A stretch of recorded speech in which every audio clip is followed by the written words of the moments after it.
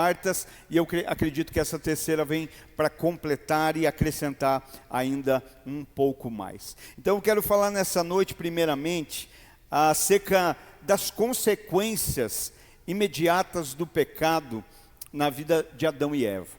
Nas últimas quartas nós ouvimos, primeiramente na primeira quarta, nós ouvimos acerca da origem do pecado. E por incrível que pareça, o pecado se originou no céu, não em Deus. Nunca foi vontade de Deus o pecado, mas o pecado se originou no céu. O pecado se originou em Lúcifer, um anjo de luz, que a Bíblia diz que no seu coração se achou iniquidade. Então nós vimos a origem do pecado.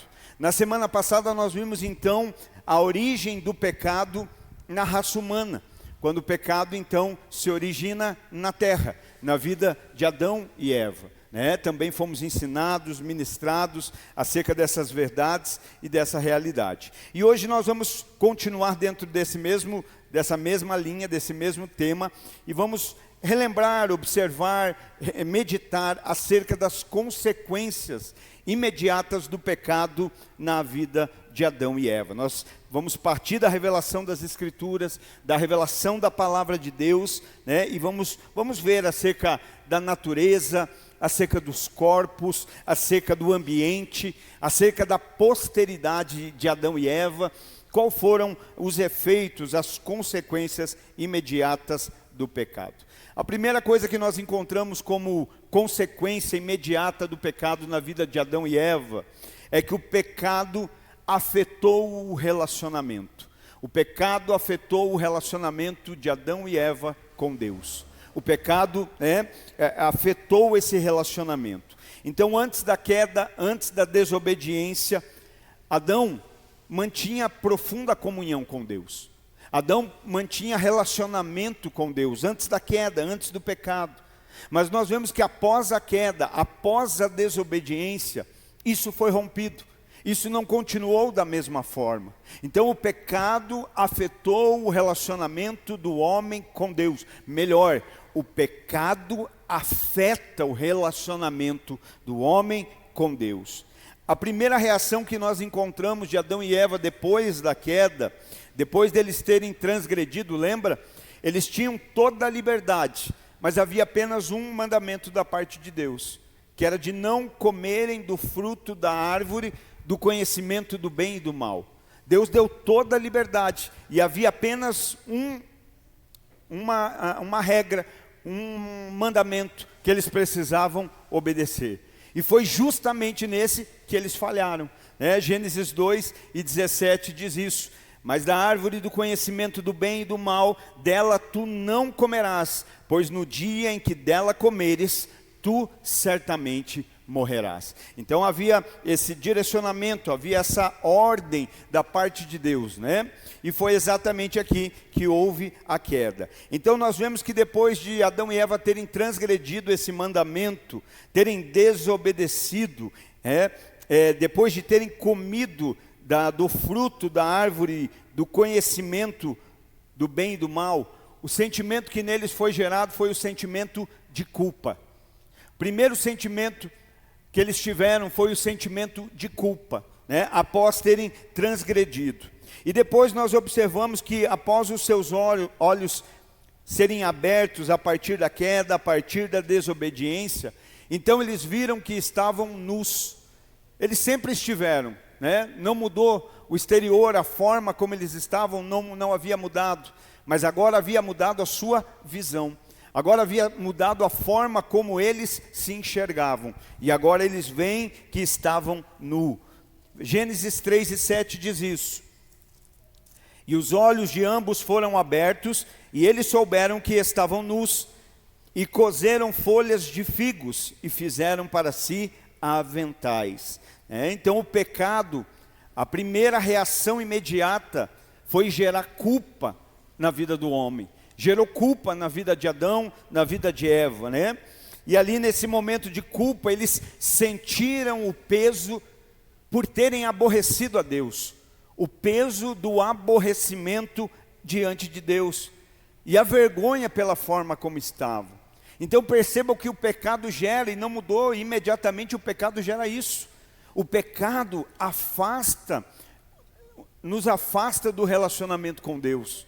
O pecado afeta o nosso relacionamento com Deus, né? O pecado traz, ou deveria trazer sobre nós, um grande aborrecimento. O pior nível de pecado é quando ele não aborrece mais quem comete. Esse é o pior nível, né? Quando a gente não fica mais aborrecido por pecar. A gente fica aborrecido por ser confrontado pelo pecado, mas não aborrecido pelo pecar.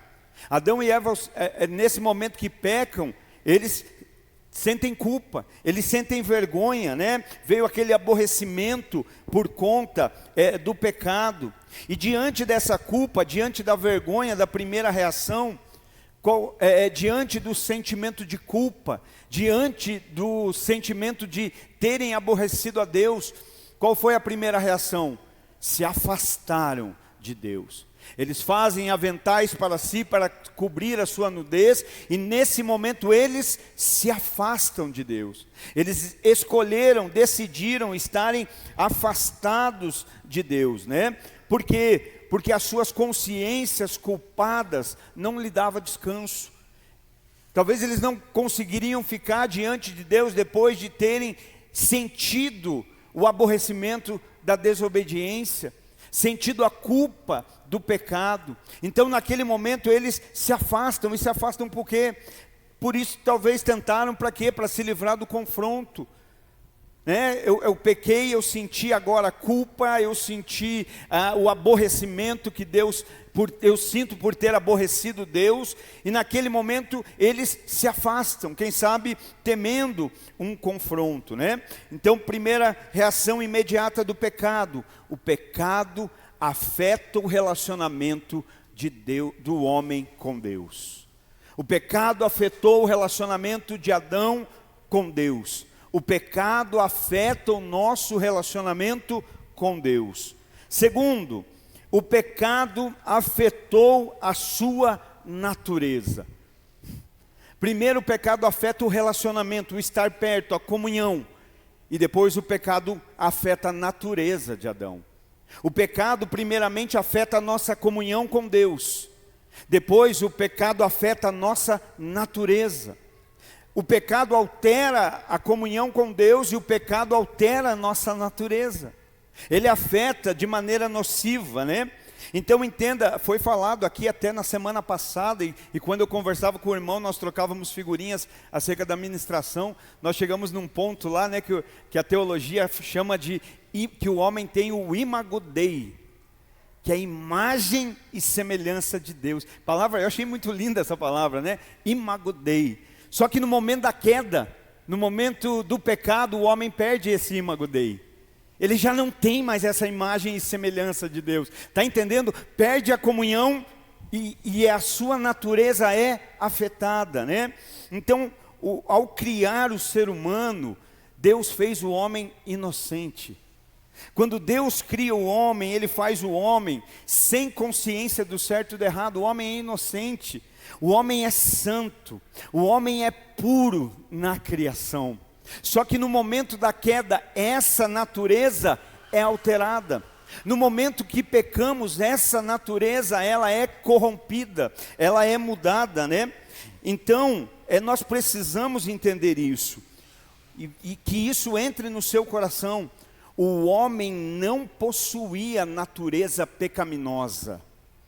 O homem não possuía essa natureza pecaminosa em si, não. Deus criou o homem inocente. Deus criou o homem puro. Deus criou o homem santo. Deus criou o homem à sua imagem e semelhança. Mas no momento da queda, da desobediência, o homem perde, corrompe, tem essa natureza transformada. Então observa que a desobediência gerou culpa, a desobediência gerou aborrecimento, a desobediência gerou vergonha, a desobediência gerou afastamento. Talvez, e eu falando aqui agora, talvez ficar claro porque que a gente às vezes tem tanta dificuldade de obedecer pequenas coisas. Mas olha como Deus vive nos botando em xeque. Vamos ver como é que está a tua natureza. Se tua natureza tem a ver com a queda ou tua natureza tem a ver com antes da queda. Já viu como o homem é resistente para obedecer? Ele sempre acha entremeios para não obedecer. Ele até obedece, mas do seu jeito. Deus falou, olha, não come, o dia que comer morre, tem todo o resto, só aqui que não toca. E aí será que hoje, o irmão falou semana passada, né? O Telvis falou, e eu peguei muita coisa boa, mas aquilo foi tão precioso que você falou, que você disse assim, naquele momento a serpente estava distorcendo a palavra de Deus. E ele disse assim, mas muitas vezes a gente não precisa nem de uma serpente para distorcer a palavra, nós mesmos distorcemos no nosso coração. Muitas vezes nós mesmos somos a serpente do nosso jardim, que a palavra está sendo liberada e a gente já está distorcendo. Alguém fala algo e a gente já está distorcendo para não obedecer. Olha como a gente tem resistência para obedecer, né? Como a gente tem. Então veja o que a desobediência gerou culpa, gerou aborrecimento, gerou vergonha, gerou afastamento. E no momento que eles estavam diante de Deus, o que é que eles fazem? Então, quando eles pecam, eles veem que estão nus, vem aquele sentimento de aborrecimento, porque o pecado gera aborrecimento. É o que eu disse, só não gera aborrecimento, pecado na vida daquele que realmente já está com a mente cauterizada. Mas se temos um mínimo de sensibilidade espiritual, o pecado incomoda, o pecado aborrece. Não sei você, eu quando peco eu me sinto sujo. É essa sensação que eu tenho, parece que eu estou sujo. Parece que eu me sinto assim, e eu digo, eu entristeci Deus, eu estou mal, eu preciso consertar, eu preciso, né? O pior nível é o nível onde a gente já não se afeta mais pelo pecado, já não se aborrece mais, mas eu creio que esse não é o nosso nível. Creio que nós somos sensíveis, nós pecamos, infelizmente não gostaríamos, né? A palavra diz, mas se pecais, não pecais, mas se pecar, tem um justo advogado. Então nós precisamos compreender que o pecado gera isso, e a partir desse momento que eles veem como estão, então eles tentam cobrir a sua nudez, e eles agora se afastam de Deus. Ao invés de correr para Deus, ao invés de estarem no relacionamento de Deus, agora eles começam a estar longe de Deus, a não querer mais proximidade. E quando Deus questiona acerca do seu posicionamento, que Deus diz, onde você está, Adão? Cadê você? Quando questionado, então agora diante de Deus, o que é que ambos fazem? Ambos começam a culpar um ao outro pela queda. Começam a culpar, né? Quando Adão está diante de Deus, ele diz, não, Senhor, foi a mulher que tu me destes. Quando a mulher é confrontada por Deus, o que ela diz? Não, foi a serpente que me enganou. Olha só, então começou na desobediência. A queda entrou através da desobediência, e depois da desobediência não veio um arrependimento. O que vem é uma justificativa. O que vem é alguém dizendo, mas eu fiz porque ela, mas eu fiz por causa que ele, né? Não houve uma responsabilidade acerca do comportamento de cada um. Gênesis 3, verso 12 e 13, que diz aqui o momento das desculpas, né? E o homem disse à mulher, a mulher que tu me deste para estar comigo, ela me deu da árvore e eu comi. E o Senhor disse à mulher, o que é isso que tu fizeste? E a mulher disse, a serpente me enganou e eu comi. Então aqui eles começam a gerar justificativas, a gerar desculpas, né? Então compreenda que o relacionamento com Deus foi afetado. Naquele momento vem a culpa, vem o sentimento de ter aborrecido a Deus e vem o afastamento. No momento do confronto, o que vem? Justificativa, tentando culpar alguém, né?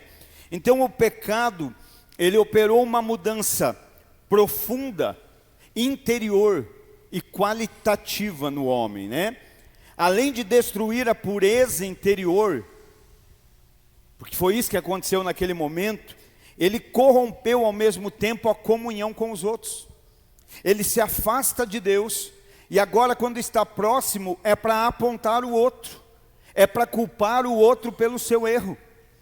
É um tentando culpar o outro. Então o pecado afeta o relacionamento com Deus e o pecado afeta o relacionamento com os demais. Afeta o relacionamento na família, afeta o relacionamento do casal, afeta o relacionamento na igreja, né? Afeta o relacionamento com todas as pessoas demais. Mais do que relacionamento, afeta a comunhão, porque a gente pode ter relacionamento sem ter comunhão. E Deus não nos chamou para relacionamento, Deus nos chamou para comunhão. Cristianismo não é relacionamento. Relacionamento é da society. Do cristianismo é a comunhão. No cristianismo nós temos comunhão. Quando nós vamos aprender com a igreja primitiva, a minha Bíblia não diz que eles tinham relacionamento. Ela diz que eles tinham comunhão, que eles tinham tudo em comum. Havia uma comunhão, né? Então é mais do que apenas relacionar. Mas o relacionamento interfere na nossa comunhão com Deus e o pecado interfere na nossa comunhão com os irmãos. Ficou claro? O pecado afeta a nossa comunhão com Deus e o pecado afeta a nossa comunhão com os irmãos, né? Terceiro, o pecado afetou os seus corpos. Então o pecado afetou o relacionamento, o pecado afetou a sua natureza. A natureza do homem foi mudada naquele momento, né? E o pecado também afetou os seus corpos. O que Deus disse em Gênesis 2,17?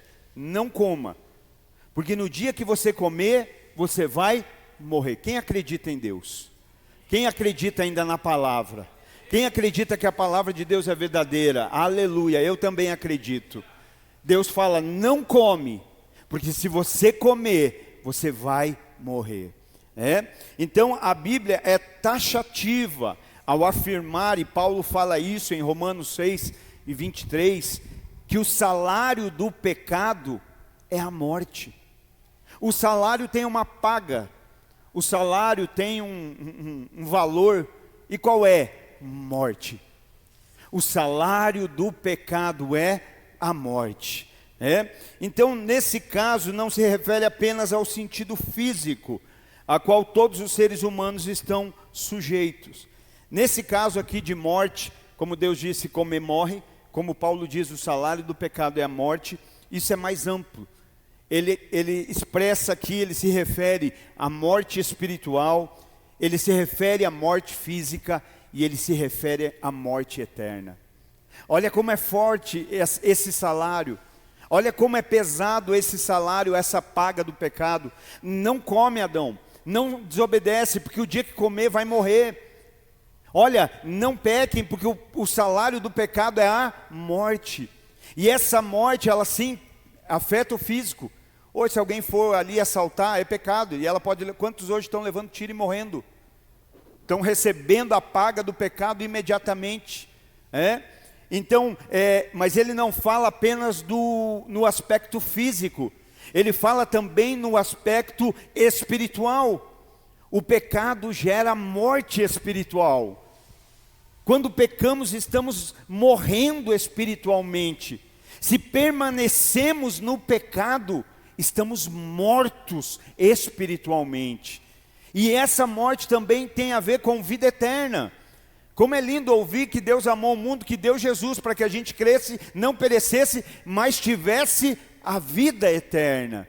Então, essa colocação vale para essas três esferas: morte espiritual, morte física e morte eterna.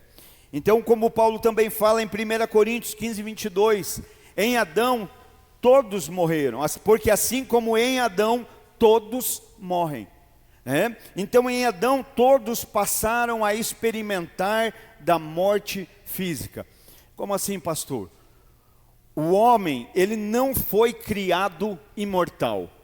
O homem, quando foi criado, ele não foi criado imortal, mas o homem tinha um privilégio. E que privilégio era esse? A árvore da vida. Ele não era imortal, mas ele tinha um privilégio. É tipo o Mário, acabou uma vida, tem outra. Pam, pam, pam. Era mais ou menos assim. Eu não interpretei muito bem o Mário, né? Mas você entendeu a mensagem? Então tinha a árvore da vida. O homem não era imortal, mas tinha a árvore que concedia vida. Só que lembra o que aconteceu depois da queda?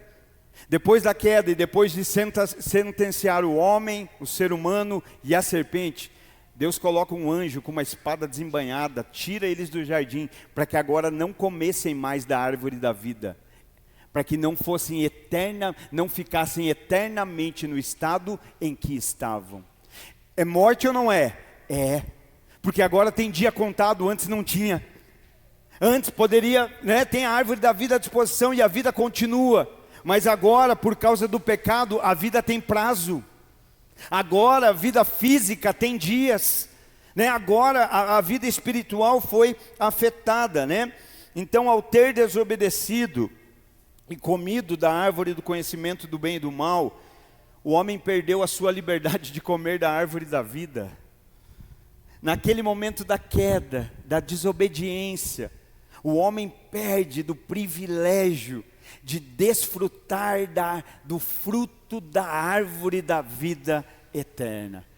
E agora o homem tem os dias contados, morto espiritualmente, questão de tempo para morrer fisicamente e com uma morte eterna.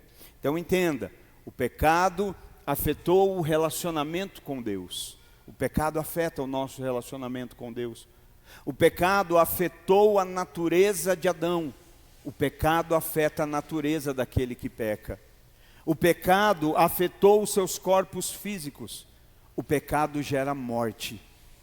O pecado gera morte espiritual. O pecado gera morte física. O pecado gera morte eterna. Quarto ponto, o pecado afetou o meio ambiente. Olha só como o pecado é devastador. Afeta Adão, afeta Eva, afetou seus corpos, seu relacionamento com Deus, a sua natureza, e agora afeta a natureza. Gênesis 3, 17 ao 19 diz assim, olha só. Gênesis capítulo 3, versos 17 a 19. Amaldiçoada. Meu Deus. Meu Deus. Como é bom poder abençoar, não é, irmãos? Quando a gente fala assim, libera uma palavra para abençoar seu irmão, você não fica feliz por ser um canal de bênção? Quando você ora por alguém, você não fica contente por poder abençoar alguém? Você não fica contente quando alguém diz assim, olha, por causa dele eu fui abençoado. Por causa da oração, é tudo Jesus, é tudo Deus, nada é por causa da gente. Mas como a gente fica contente quando alguém diz, olha, lembra aquele dia que você me deu uma palavra, eu fui abençoado. Lembra aquele dia que você orou para mim, eu fui abençoado. Não é? Você não sente feliz quando alguém diz assim, por tua causa eu fui abençoado. Mas pensa que agora Deus está dizendo assim, a terra vai ser amaldiçoada por tua causa. Por tua causa, amaldiçoada é a terra. Olha o que Deus está falando para Adão, amaldiçoada é a terra por tua causa. Irmão, eu creio que aonde tem um crente verdadeiro, genuíno, que ainda teme a Deus, que ainda crê na palavra, que ainda se sujeita à direção do Espírito, ele tem poder em Deus para abençoar o lugar que está, ele tem poder para abençoar a cidade que vive. Eu não creio que um ambiente nos abençoa, mas eu creio que nós podemos abençoar ambientes, eu creio.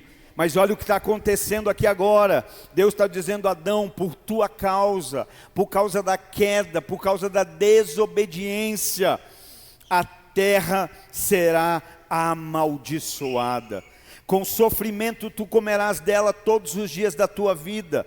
Espinhos e cardos também produzirão para ti, e comerá a erva do campo. No suor da tua face comerás o pão, até que retornes à terra, pois dela tu foste tirado, porque pó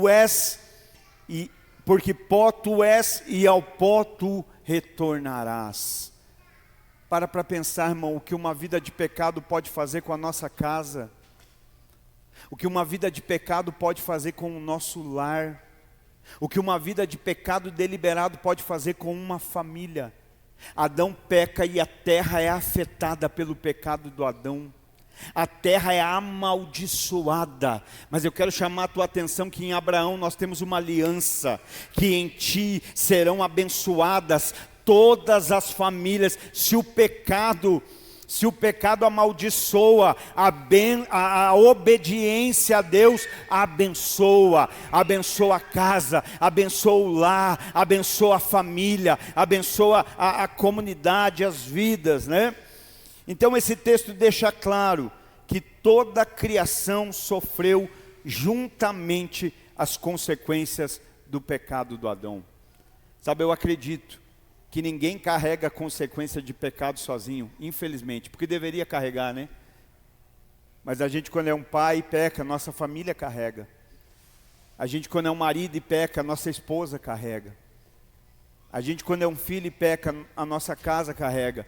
A gente, quando é um irmão e peca, a comunidade carrega. Lembra de Acã? Só ele pecou, mas Deus fala, todo Israel pecou. Está vindo a consequência porque todo Israel pecou? Não, porque um de vocês pecou. Então olha como a consequência do pecado é grande, como ela se alastra, né? Então por isso a gente precisa ficar atento. Romanos capítulo 8 e verso 20. Porque a criatura ficou sujeita à vaidade, não voluntariamente, mas por causa do que a sujeitou em esperança. Porque a própria criatura também será libertada da servidão da corrupção, para a gloriosa liberdade dos filhos de Deus. Porque nós sabemos que toda a criação geme, e unissono sofre dores de parto até agora. Às vezes a gente olha para as coisas, como elas são, como elas estão, e dizem, como que o mundo pode estar do jeito que está? Está aqui a resposta. A partir do pecado tudo se corrompeu. A partir do pecado a natureza humana foi mudada. A partir do pecado, né, o relacionamento mudou. Eu fico muito feliz porque isso vai mudar. Aleluia. Você está entendendo? Hoje a gente vê tudo que acontece na terra, todas as coisas, e a gente fala, meu Deus, quanta gente, irmãos, que diz assim, se Deus existisse, isso não estava acontecendo. Já ouviu gente que diz isso? A gente tem que dizer, na verdade isso só está acontecendo porque um dia o homem pecou, porque um dia o homem caiu, um dia o homem desobedeceu, e pior de tudo, não se arrependeu. Porque está como está não porque pecou, está assim porque não se arrepende, não se volta para Deus. Então muitas vezes o homem ainda que é o transgressor, que é o culpado pela terra ser amaldiçoada, ainda quer dizer assim, Deus não existe, porque se existisse a terra não está. A terra está assim não é porque Deus não existe, é porque o homem existe, e porque o homem é pecador, porque o homem é falho, porque o homem não se arrepende. Pior do que pecar é não se arrepender do pecado que cometeu. Ninguém aqui pode dizer eu não peco, mas o problema é a gente pecar e não se arrepender, arrepender de verdade, irmão, de coração. Por que eu disse que eu acredito que isso vai mudar? Porque eu creio que provavelmente no milênio, essa maldição vai ser retirada. Eu acredito. Nós vamos fazer uma série daqui uns dias escatológica, irmão. Nós estamos ficando ousados, para nós entendermos milênio, tribunal de Cristo, arrebatamento, tudo isso a igreja precisa saber e conhecer. Por que eu creio? Olha só, olha o que diz Isaías 11, do verso 6 ao 9. Isaías 11, do 6 ao 9.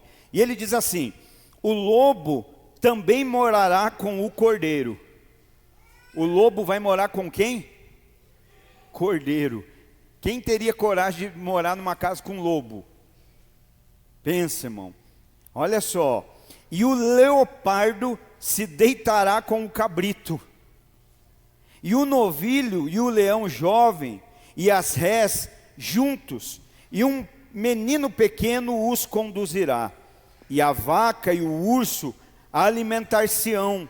Seus filhotes se deitarão juntos, e o leão comerá palha como boi. O que leão come hoje, gente? Se der bobeira, ser humano.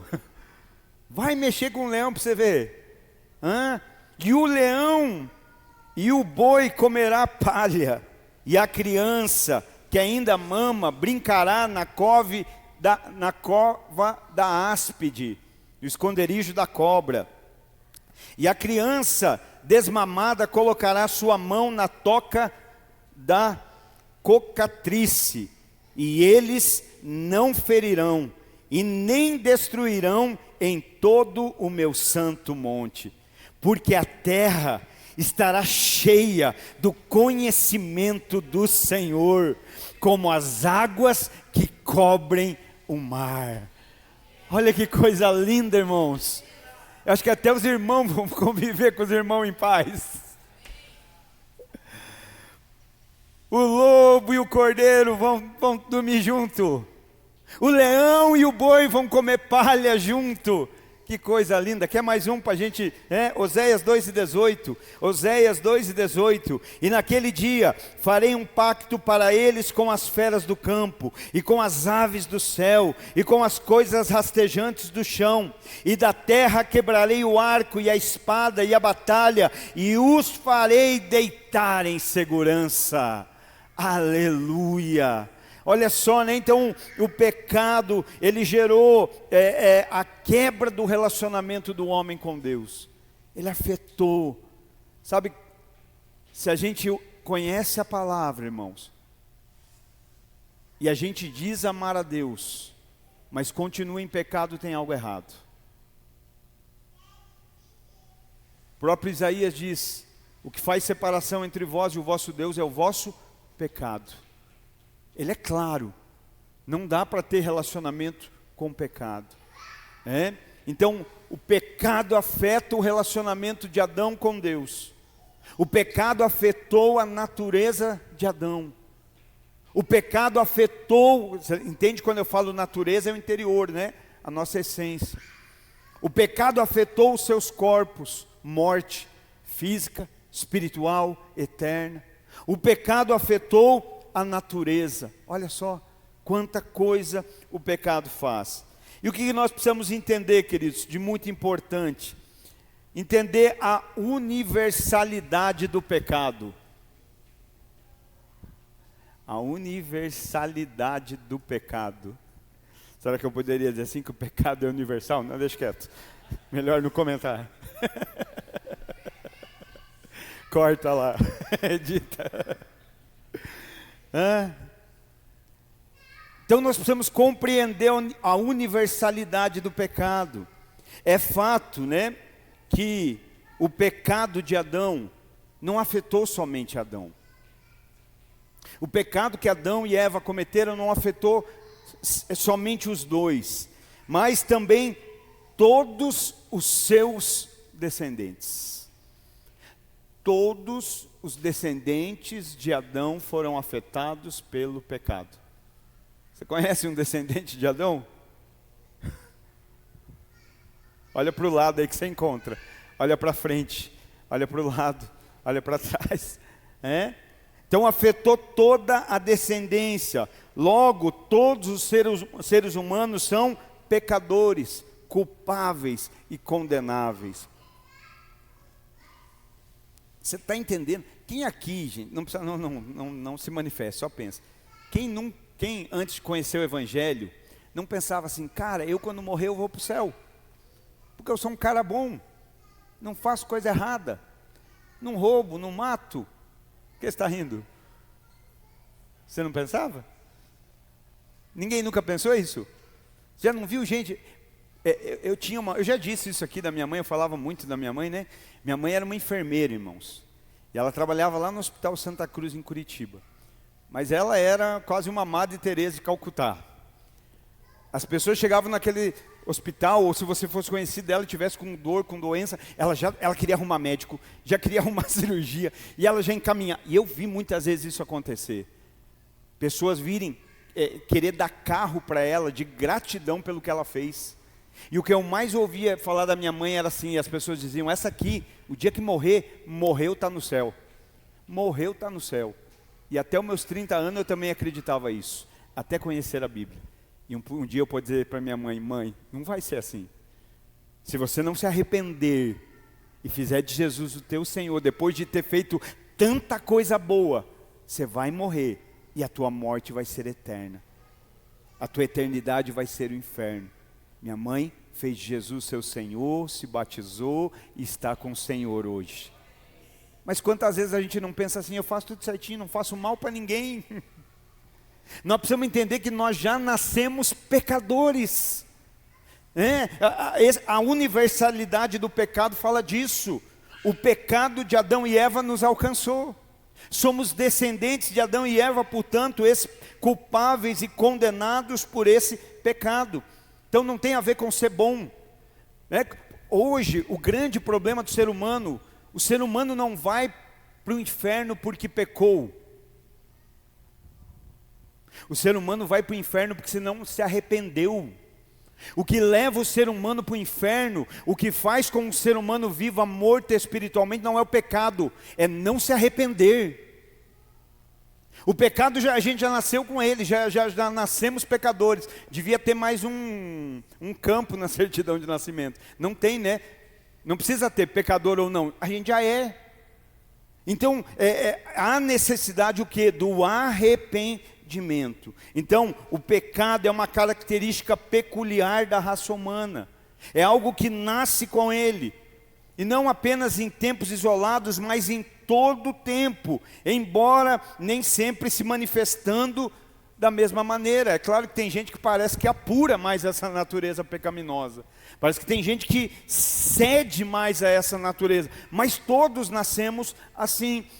Provérbios capítulo 20, verso 9 diz assim, olha, Provérbios 29. Quem poderá dizer, purifiquei o meu coração, eu sou puro de meu pecado? Ele está dizendo, quem pode dizer isso? Ninguém pode.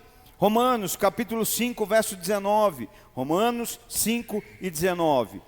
Porque assim como pela desobediência de um só homem, muitos foram feitos pecadores. Quando é que alguém se torna pecador? Parabéns. Alguém se torna pecador ao nascer. Nasceu mais um pecadorzinho aí, ó. Só que às vezes a gente não reconhece isso e por isso a gente precisa. O que está nos levando para o inferno não é o pecado, o que está nos levando para o inferno é a falta de arrependimento. Então, queridos, vamos lá para a gente ir para a reta final. Entenda isso. O pecado se originalizou no coração de um anjo, Lúcifer, no céu. E foi achado iniquidade no seu coração. Lúcifer, por causa do pecado, perde a posição, perde o ambiente. Ele não continua no céu, ele não continua mais como anjo. Agora o pecado vai se originalizar na terra. Adão e Eva, a serpente, o pecado agora nasce no ser humano. O pecado afeta o relacionamento de Adão com Deus. O pecado afeta a natureza de Adão. O pecado afeta os corpos de Adão e Eva. O pecado afeta a natureza ao seu redor. Então nós precisamos compreender isso. Entender que esse pecado, o pecado de Adão e Eva, está sobre todo ser humano. Já é uma característica, né, que faz parte do ser humano. Então a conclusão a que nós chegamos é que o homem é primariamente e essencialmente um pecador. Qual é a primeira coisa que um homem é? Você tem medo de falar, irmão? Qual é a primeira coisa que um homem é? Pecador. Primariamente, sumariamente, o homem é um pecador. E por que isso é importante? Porque ser pecador não é relativo ao que ele faz, é relativo àquilo que ele é. Ele nasceu pecador. Entende por que Deus quer trabalhar tanto com aquilo que a gente é?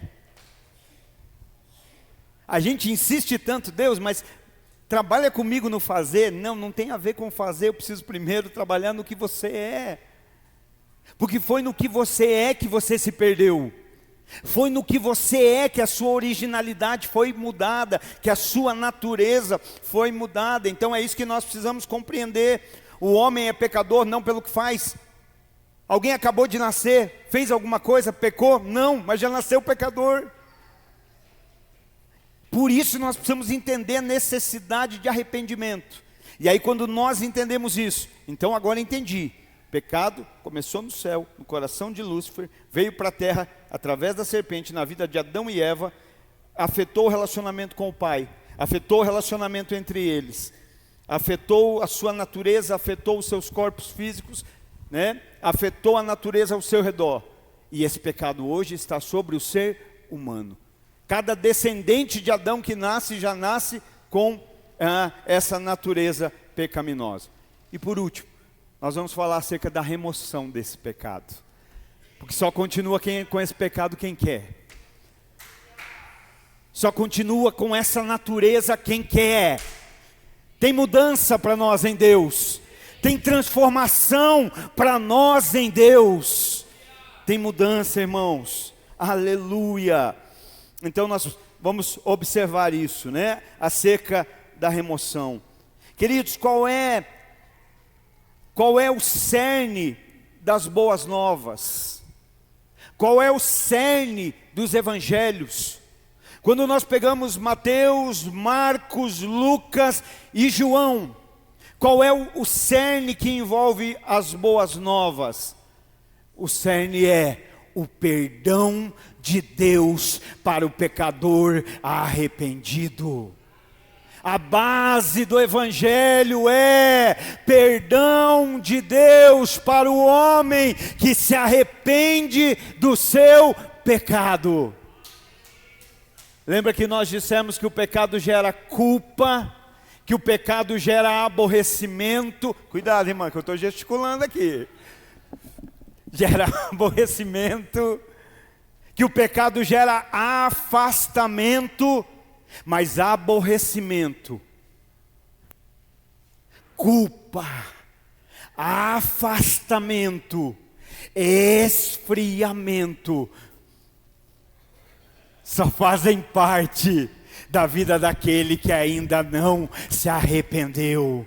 Porque se arrepender, tem perdão de Deus para remover a culpa, perdão de Deus para remover o aborrecimento, tem poder de Deus para quebrar a barreira do afastamento.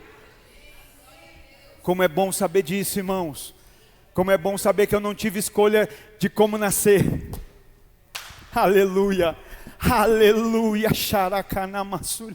Nós não escolhemos como nascer. Eu quero nascer não sendo pecador, não dá. Mas você pode escolher como viver. Você pode escolher como viver. Você pode escolher como vai viver. Pecador nós tivemos que nascer, mas viver não. Aleluia. Dá um glória a Deus, irmão. Dá um aleluia. Nós escolhemos como vamos viver.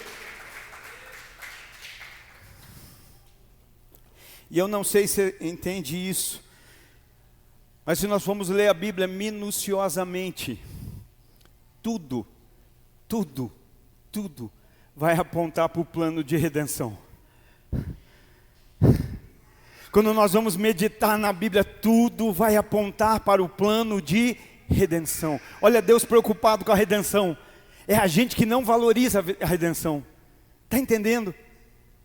Sabe como eu imaginei Jesus esses dias? Mais ou menos como uma carta, como um bilhete. Não me julgue, irmão. Não me julgue. Ore mais, chegue mais perto, dá mais um cheirinho nele, que você entendeu o que eu vou dizer. Jesus como uma carta de Deus dizendo assim: volta para casa, volta para mim, volta para o relacionamento, volta para a proximidade, volta para o lugar da onde você nunca deveria ter saído. Volta a ser quem eu te criei. Volta a viver como eu planejei. Eu pensando nisso, eu falei: meu Deus, já pensou? É tudo isso, Deus dizendo: olha, tudo isso aqui é para te trazer de volta. Tudo isso é para te devolver ao lugar da onde você nunca deveria ter saído. Então, desde o Gênesis até o Apocalipse, o céu anuncia o seu plano redentivo, redentor. A Bíblia anuncia que Deus fez plena provisão para harmonizar, reconstruir, religar tudo aquilo que o pecado deformou, destruiu e afastou. O pecado destruiu, o pecado deformou e o pecado afastou. Mas o plano de Deus harmoniza, reconstrói, religa. Aleluia! Você tem ideia disso, irmão? Aquilo que o pecado veio, cortando, Jesus na cruz veio religando. Eu estava compartilhando, agora eu acredito que o mundo vai acabar, irmão. Não, eu sempre acreditei, mas eu quero dizer que agora é mais rápido. Que ontem alguém, mas era fake news, tá? Mas eu estava conversando com o Mateus, alguém mandou uma notícia pra gente, dá uma olhada aí nessa notícia, que ano que vem o mundo pode ficar sem internet. Eu falei, aí o mundo acaba. Não, se o mundo ficar sem internet, o mundo não vive. E aí, o que nós entendemos? Irmão, o pecado não destrói os laços familiares. Quanta família, quantos irmãos que não se falam. Quantos irmãos não, aqui não, graças a Deus, todo mundo aqui é bênção, né? Mas por aí, irmãos que ficam sem falar com outro irmão.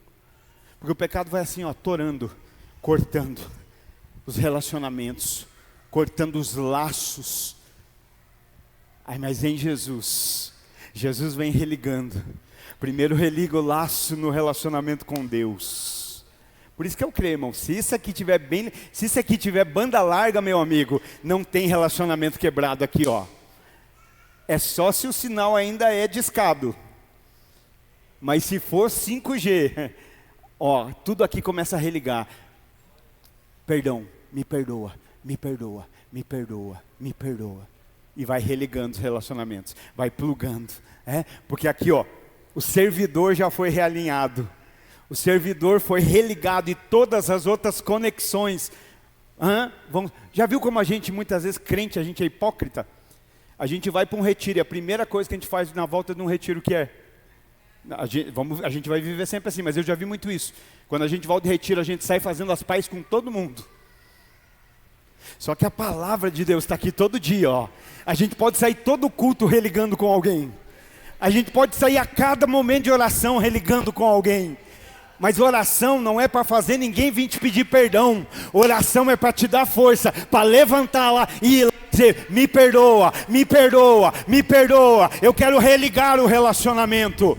E aí sabe o que você vai estar fazendo? Você vai estar satisfazendo a manifestação da criação. E a criação clama pela manifestação dos filhos de Deus. Caramba, ela veio me pedir perdão, o que aconteceu? Jesus entrou na vida dela, e agora ela é uma construidora de pontes. Pontes liga, paredes isolam, pontes conectam, paredes separam, e ninguém está aqui para construir paredes, nós estamos aqui para construir pontes. Somos construidores de pontes, construímos relacionamento. Mete o pé na parede nessa noite, irmão. Se tiver parede nos relacionamentos, põe para baixo. Aleluia. Construa pontes.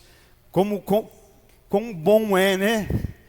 É uma situação resolvida.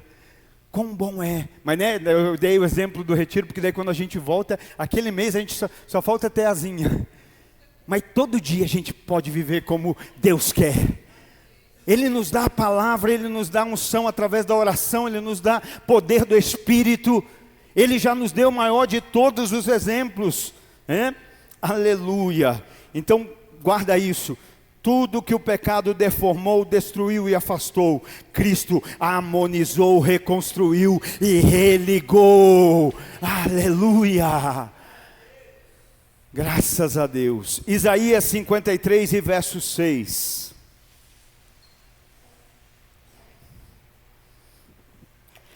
Todos nós, como ovelhas, temos nos desviado.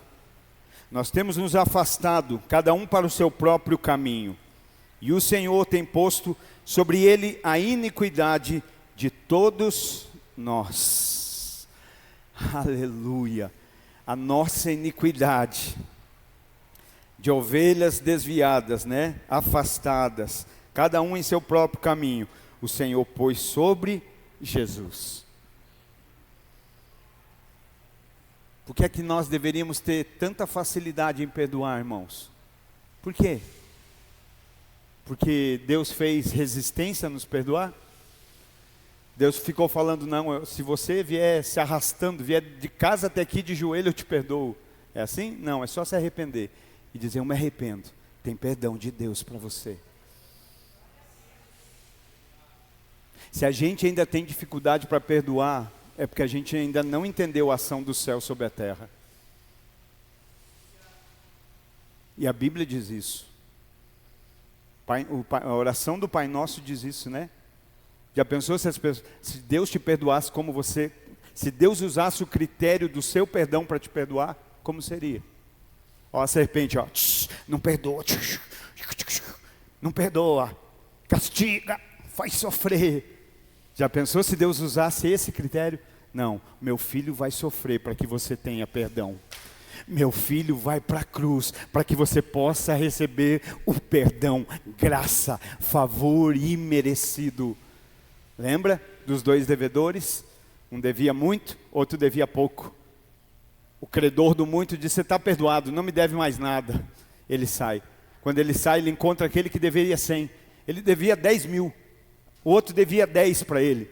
E quando ele encontra, ele diz, paga. E ele diz, não tenho como pagar, então vou te mandar para a cadeia.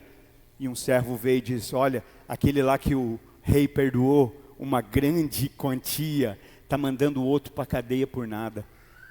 Deus, se nos arrependermos,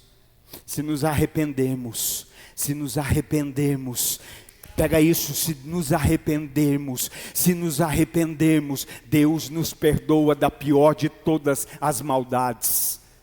E aí a gente não perdoa alguém que falou que a gente não gosta, a gente não perdoa alguém que nos criticou, a gente não perdoa alguém que só não vai com a nossa cara, direito dela.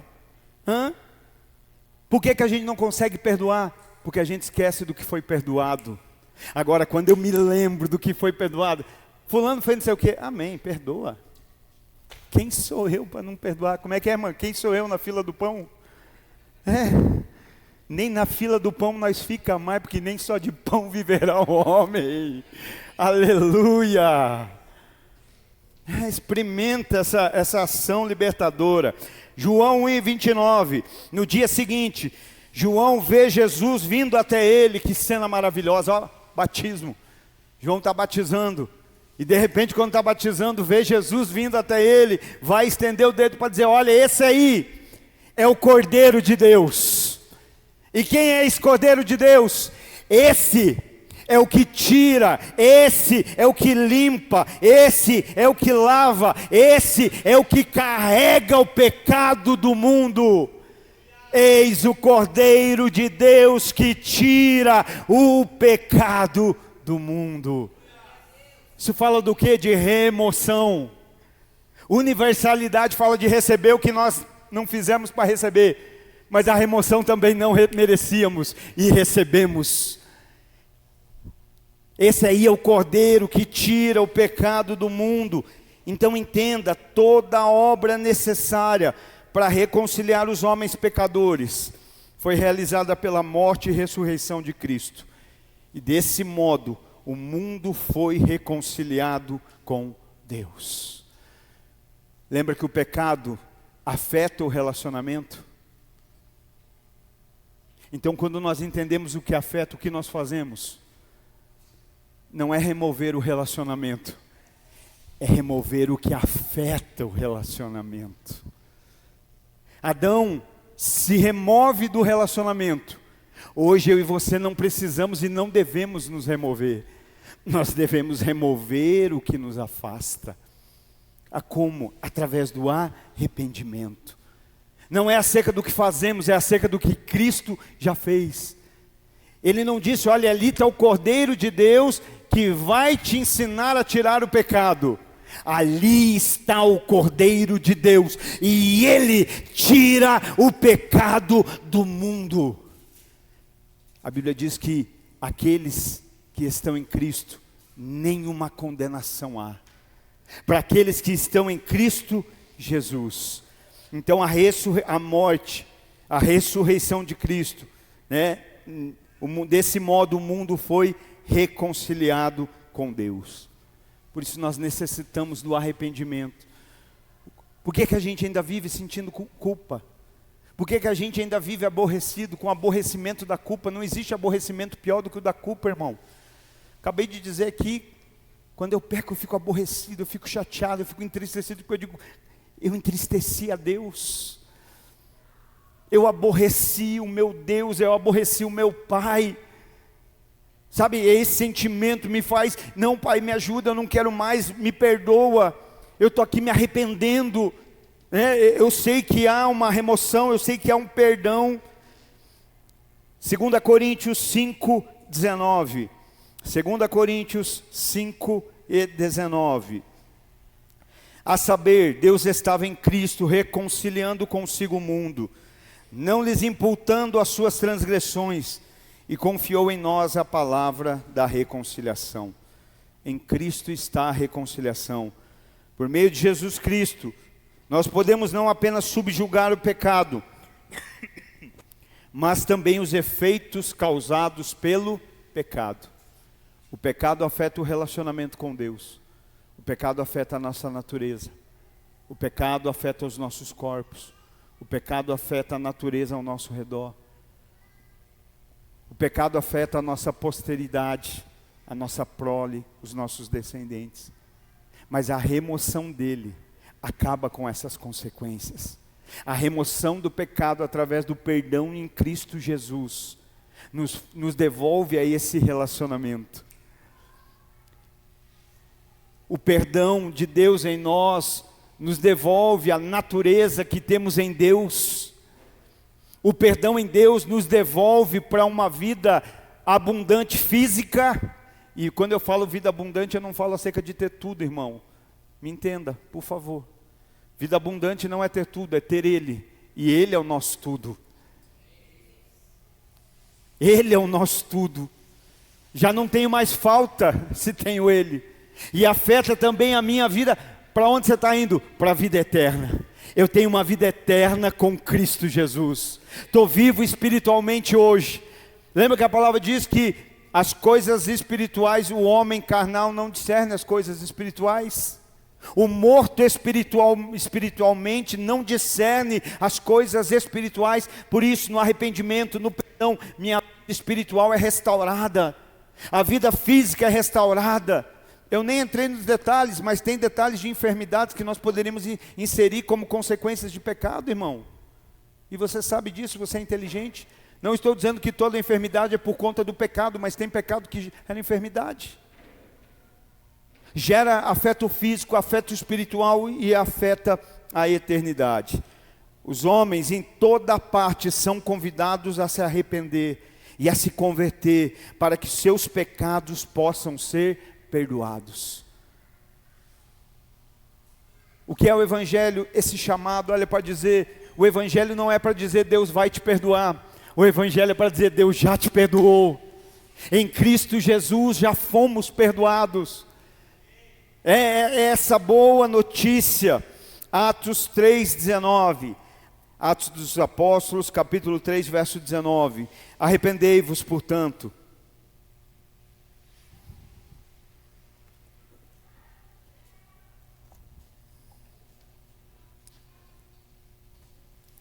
Às vezes eu converso com alguns por aí frequentadores de igreja que dizem assim: eu não entendo essa coisa de sentir a presença de Deus. Eu gosto sempre de dizer assim, né? A presença, teoricamente a gente não sente. A presença a gente conhece. A gente sabe acerca dela. Mas é possível? É. E já conversei com várias pessoas frequentadoras de igreja que dizem: puxa, eu nunca senti a presença de Deus. Às vezes a gente pode estar dentro de igreja e entrar em crise, porque a gente fala: caramba, eu olho para um ali, chora, pula, salta, rodopia, mas eu nunca sinto nada. O que é que acontece? O que é que essas pessoas fazem de diferente, né? Não estou dizendo que isso é uma regra, mas olha o que Lucas escreve aqui em Atos capítulo 3, 19. Arrependei-vos, portanto, e convertei-vos, para que os vossos pecados sejam apagados, e assim venham da presença do Senhor tempos de refrigério. Da presença de Deus vem descanso, da presença de Deus vem refrigério, da presença de Deus vem fortalecimento. Aleluia! Mas olha o que ele está dizendo: arrependa, se converta, porque é dessa forma que da presença de Deus vem refrigério. Como é que Deus vai nos refrigerar em meio ao pecado? Como é que Deus vai nos refrigerar em um meio que Ele quer nos arrancar? Como é que Ele vai... Irmãos, eu entro em crise quando as pessoas dizem assim: eu estou pedindo para Deus abençoar minha vida, Ele não abençoa. Às vezes dá vontade de falar: sabe por que Ele não abençoa? Porque na verdade o que Ele quer fazer com essa vida é matar, é acabar. Você está pedindo para Deus abençoar algo que Ele está dizendo: essa vida precisa morrer. E não estou dizendo que você tem que morrer. Não coloque palavras na minha boca. Estou dizendo que essa velha natureza, essa velha vida, essa natureza pecaminosa. Aí a pessoa está dizendo: Senhor, abençoa, Senhor, dá força.